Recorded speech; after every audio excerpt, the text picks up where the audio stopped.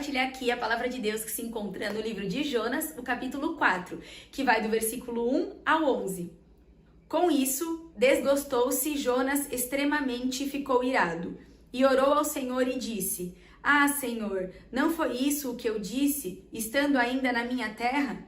Por isso me adiantei, fugindo para Tarsis, pois sabia que és Deus clemente e misericordioso, e tardio em irar-se, e grande em benignidade, e que te arrependes do mal. Peço-te, pois, ó Senhor, tira minha vida, porque melhor é morrer do que viver. E disse o Senhor: É razoável essa tua ira? Então Jonas saiu da cidade e assentou-se ao oriente da mesma, e ali fez uma enramada e repousou debaixo dela, à sombra, até ver o que aconteceria à cidade. Então fez o Senhor Deus nascer uma planta que subiu por cima de Jonas para que fizesse sombra sobre a sua cabeça, a fim de o livrar do seu desconforto. Jonas, pois, se alegrou em extremo por causa da planta. Mas Deus, no dia seguinte, ao subir da alva, enviou um verme, o qual feriu a planta e esta se secou. Em nascendo o sol, Deus mandou um vento calmoso oriental. O sol bateu na cabeça de Jonas, de maneira que desfalecia, pelo que pediu para si a morte, dizendo: Melhor me é morrer do que viver. Então perguntou Deus a Jonas: É razoável essa tua ira por causa da planta? Ele respondeu: É razoável a minha ira até a morte. Tornou o Senhor: Tens compaixão da planta que te não custou trabalho, a qual não fizeste crescer, que numa noite nasceu e numa noite pereceu. E não hei de eu ter compaixão da grande cidade de Nínive, em que há mais de 120 mil pessoas que não sabem discernir entre a mão direita e a mão esquerda, e também muitos animais? Nos outros capítulos, mostra na história de Jonas, ele foi um rapaz que Deus deu uma ordem para ele, e ele foi para um outro caminho, longe da presença de Deus, né? Ele saiu da presença de Deus. E aí, o caminho que ele trilhou, as pessoas que estavam ao redor dele no barco foram prejudicadas por conta de uma decisão longe da presença de Deus dele, né?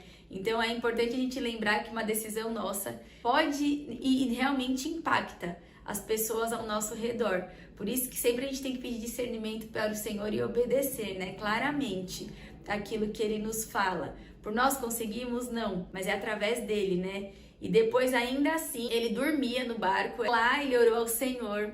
Então, independente dele, do que ele tinha feito, o Senhor continua sendo fiel. Ele continua querendo ter relacionamento conosco. Ele continua ouvindo as nossas orações. Ele continua nos vendo. O amor dele nos persegue. Ele não desiste de nós. Nós podemos mudar e desistir, mas ele insiste.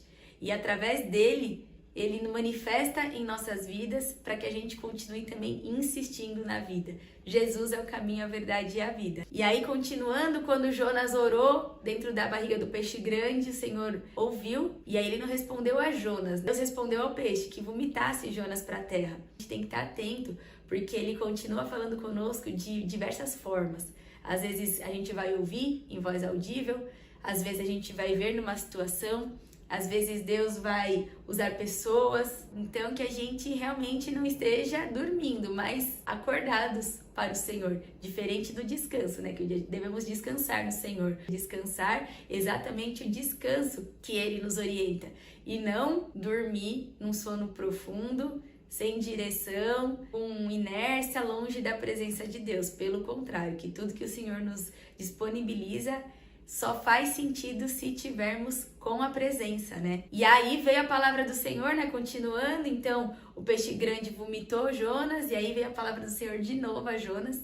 E aí Jonas foi, pregou, e depois aconteceu que o Senhor, pela misericórdia dele, fez a benignidade, ali a manifestação para o povo, e Jonas se descontentou, porque a ordem que Deus tinha dado a Jonas era que clamasse contra o povo de Nínive, que eles estavam muito maliciosos. Isso chegou até a presença do Senhor, né? O Senhor viu. E aí Jonas não quis ir, então ele saiu da presença do Senhor para não fazer isso, e depois, mais para frente, ele relata, né, no capítulo 3, depois que veio segunda vez a palavra do Senhor a Jonas, ele falou que ele sabia que ia acontecer isso, porque o Senhor é benigno.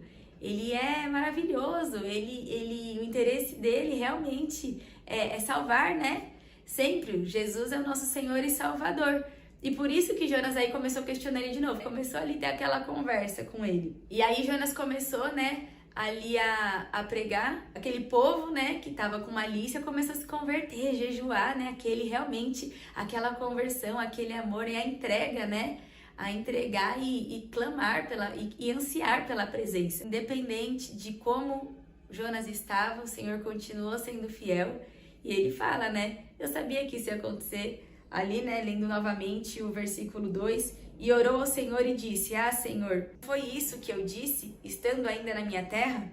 Por isso me adiantei fugindo para Tarsis, pois sabia que és Deus clemente, misericordioso e tardio em irar-se e grande em benignidade e que te arrependes do mal. Então, que o Senhor, ele multiplica, né? Ele é multiplicação, ele é para todos, ele é infinito. Ele não quer que retenha só para um povo, só para uma pessoa, não, é para todos. E depois aqui ele mostrou, né?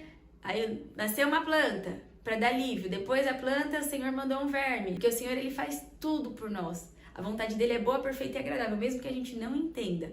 Nos dias mais tranquilos, mas os mais turbulentos. Em tempo de bonança, em tempo de deserto. Não importa, porque tudo isso é passageiro. Importa é a presença. Então que o nosso coração, a nossa vida anseie pela presença do Senhor. Não pelo que Ele está fazendo, porque Ele faz, Ele continua. Precisamos reconhecer Ele em tudo. E agradecer, ter uma vida de gratidão. Mas que a nossa alegria não esteja pautada nas coisas que Ele nos dá, que Ele nos acrescenta. Mas no provedor, na presença dEle, né? Então que a gente não mude e não fique infeliz, porque é um povo que era mau, agora se transformou. Pelo contrário, que essa seja a nossa vontade em vida de oração, para que a nossa vida esteja alinhada com o Senhor, na presença do Senhor. Não naquilo que a gente está vendo, mas aquilo que a gente crê. Quando a gente aceita Jesus como o nosso único e suficiente Senhor e Salvador, que é, Jesus é o caminho, a verdade e a vida, é o nosso único acesso ao Pai, a gente vive. A gente tem um destino, a gente tem a quem prestar contas. Então que a gente não seja como Jonas nesse sentido de se apegar nas nossas convicções, nas nossas opiniões, nas nossas vontades, ou se alegrar com as coisas da terra. Não. Mas que a nossa devoção, a nossa gratidão, o nosso anseio seja pela presença do Senhor, porque perto Ele está. Nós precisamos buscar. Ele é gentil. Então, se a gente buscar, vai achar. E tem mais, e tem mais. Ele não precisa de nós para nada, ele não precisava de Jonas para cumprir esse propósito. Então, a gente vê que é muito mais sobre Jonas, não sobre pelo povo. Mas também estava o povo nesse propósito. Então, que as nossas decisões sejam pautadas nele. Que a gente sonde o nosso coração, que a gente não ache que só a gente é digno de receber o amor de Deus. Pelo contrário, não somos. É pela misericórdia do Senhor, é pelo amor do Senhor, aquele que não muda, aquele que é. Então, que seja para todos, que a gente tenha esse coração também, né? De falar, Senhor, eu quero amar ao Senhor acima de todas as coisas, eu anseio pela sua presença. Obrigada porque mesmo sem merecer, o Senhor ainda continua falando conosco, nos usando, nos colocando no propósito sem precisar, mas por amor. E que a gente ore também pedindo para o Senhor, para que a gente ame as pessoas assim como Ele ama. Que realmente a gente tem uma vida alinhada com Ele, por nós não conseguimos, precisamos dEle para tudo. Então busquemos a presença, tá bom? Então que Deus continue abençoando sua vida e todas as vidas que entrarem em contato com a sua vida. Sejam cheios da alegria do Senhor, que é a nossa força, em nome de Jesus.